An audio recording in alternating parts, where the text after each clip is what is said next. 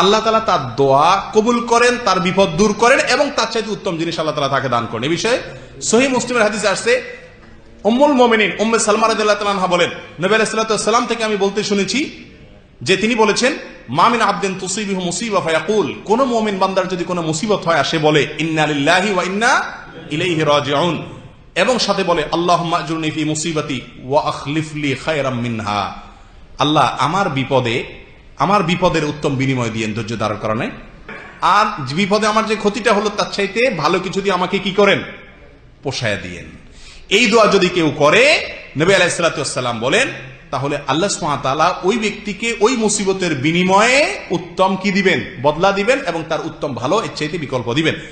উম্মে সালমা রাদিয়াল্লাহু আনহা বলেন, এই দোয়া নবী আলাইহিস সালাম থেকে শেখার পরে আমার স্বামী আবু সালামা যখন মারা